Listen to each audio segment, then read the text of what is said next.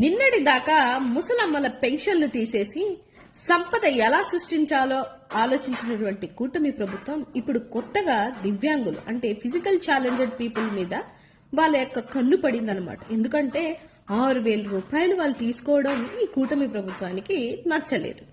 అదేంటో నాకు అర్థం కాదు గాని ముసలమ్మల మీద దివ్యాంగుల మీద మీ ప్రతాపాలే తప్ప మీ సంపద సృష్టి తప్ప కోట్లు కోట్లు బ్యాంకులకి అప్పులు చేసి వదిలేసినటువంటి మహానుభావులందరినీ వాళ్ళని అడగలేరు, వాళ్ళ ద్వారా సంపద సృష్టించలేరు. నిజంగా మీ గుండెల మీద చేసుకొని చెప్పండి, ఎవడి సొమ్ము ఎవడికి ఇస్తున్నారని మీరు బాధపడుతున్నారో ఇప్పటికీ నాకు అర్థం అవ్వట్లేదు.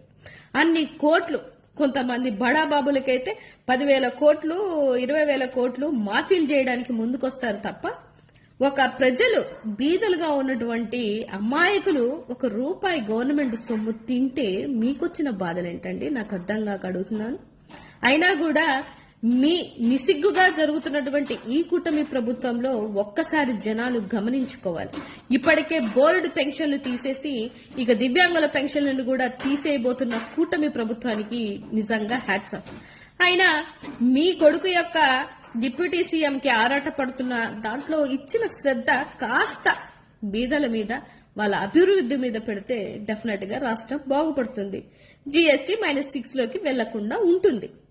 నిన్నటి దాకా ముసలమ్మల పెన్షన్లు తీసేసి సంపద ఎలా సృష్టించాలో ఆలోచించినటువంటి కూటమి ప్రభుత్వం ఇప్పుడు కొత్తగా దివ్యాంగులు అంటే ఫిజికల్ ఛాలెంజ్డ్ పీపుల్ మీద వాళ్ళ యొక్క కన్ను పడిందనమాట. ఎందుకంటే 6,000 రూపాయలు వాళ్ళు తీసుకోవడం ఈ కూటమి ప్రభుత్వానికి నచ్చలేదు.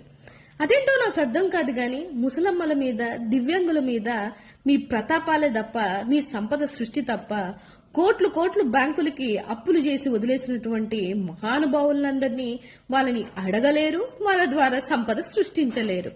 నిజంగా మీ గుండెల మీద చేసుకొని చెప్పండి, ఎవడి సొమ్ము ఎవడికి ఇస్తున్నారని మీరు బాధపడుతున్నారో ఇప్పటికీ నాకు అర్థం అవ్వట్లేదు. అన్ని కోట్లు కొంతమంది బడాబాబులకైతే 10,000 కోట్లు 20,000 కోట్లు మాఫీలు చేయడానికి ముందుకొస్తారు తప్ప ఒక ప్రజలు బీదలుగా ఉన్నటువంటి అమాయకులు ₹1 గవర్నమెంట్ సొమ్ము తింటే మీకొచ్చిన బాధలేంటండి? నాకు అర్థం కాక అడుగుతున్నాను. అయినా కూడా మీ నిసిగ్గుగా జరుగుతున్నటువంటి ఈ కూటమి ప్రభుత్వంలో ఒక్కసారి జనాలు గమనించుకోవాలి. ఇప్పటికే బోర్డు పెన్షన్లు తీసేసి ఇక దివ్యాంగుల పెన్షన్లను కూడా తీసేయబోతున్న కూటమి ప్రభుత్వానికి నిజంగా హ్యాట్స్ ఆఫ్. అయినా మీ కొడుకు యొక్క డిప్యూటీ సీఎంకి ఆరాట పడుతున్న దాంట్లో ఇచ్చిన శ్రద్ధ కాస్త బీదల మీద వాళ్ళ అభివృద్ధి మీద పెడితే డెఫినెట్ గా రాష్ట్రం బాగుపడుతుంది. GST -6 లోకి వెళ్లకుండా ఉంటుంది.